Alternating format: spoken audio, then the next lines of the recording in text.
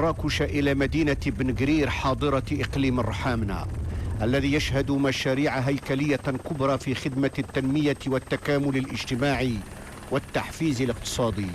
يختار جلالة الملك حفظه الله التوجه إلى هذا الإقليم الفتي ليباشر بإشرافه الشخصي كل المشاريع التي تنجز اليوم على مقربة من المواطن. يدقق حفظه الله بتتبعه الميداني في كل المشاريع التي تكرم ساكنة الإقليم والحاضرة بن قرير، تيسر اندماج المواطن الرحماني في سيرورة التنمية الاقتصادية والاجتماعية. اليوم تنجز المدينة الخضراء محمد السادس، المشروع الرائد الواعد الأول من نوعه بالقارة السمراء. اليوم تنجز جامعة محمد السادس متعددة الاختصاصات. أصبح الحلم واقعا، أصبح الأمل حقيقة، وجلالة الملك في بن قرير يستعرض الحصيلة الناجحة لهذه الأوراش والمشاريع الإصلاحية. جلالة الملك يتابع الخطط المتعددة المجالات، وكلها تصب في استراتيجيات متكاملة مندمجة تؤهل بن قرير وتساهم في الارتقاء بمستواها الاقتصادي والاجتماعي والعلمي والبيئي. جامعة محمد السادس متعددة التخصصات التقنية، واحدة من أبرز الأوراش التي تدخل في إطار مشروع المدينة الخضراء محمد السادس الحاضرة البيئية النموذجية التي تعكس التزام المغرب الحديث ببلوغ أهداف التنمية المستدامة.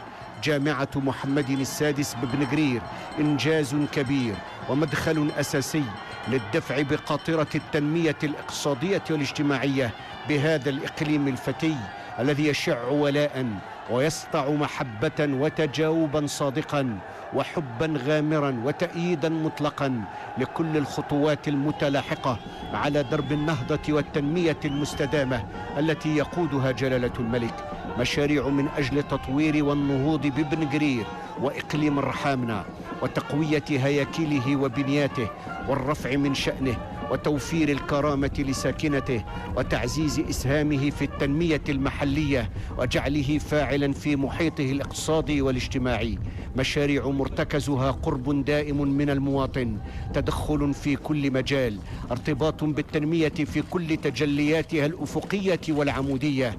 يشكل إنجاز المدينة الخضراء محمد السادس التي يقوم جلالة الملك بزيارة أوراشها اليوم دفعة ملكية قوية جديدة لفائدة مشروع ضخم يمزج بين الحداثة والتنمية، يوفر بنيات تحتية ملائمة، يوفر فضاء أيكولوجيا وحياة اجتماعية منظمة وإطارا كفيلا بتحقيق العيش الكريم الرغيد لساكنة هذا الإقليم الحديث، إضافة إلى التنوع والإشعاع الاجتماعي والثقافي لكل أبنائه.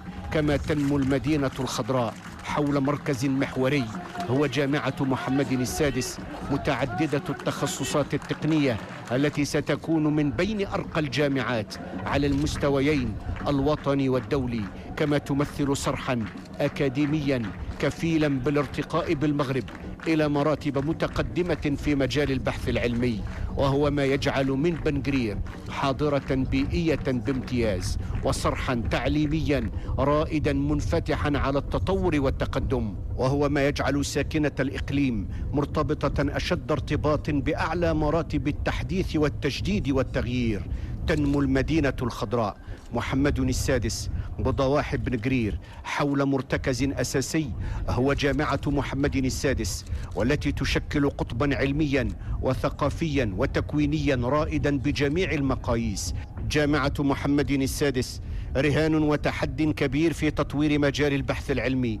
جامعة محمد السادس نقلة نوعية وخطوة إضافية في مسار عصرنة وديمقراطة تعليم عالي الجودة. جامعة محمد السادس جامعة خاصة ذات بعد دولي، تمثل شريانا نابضا حيويا وقاطرة للتنمية للمدينة الخضراء محمد السادس.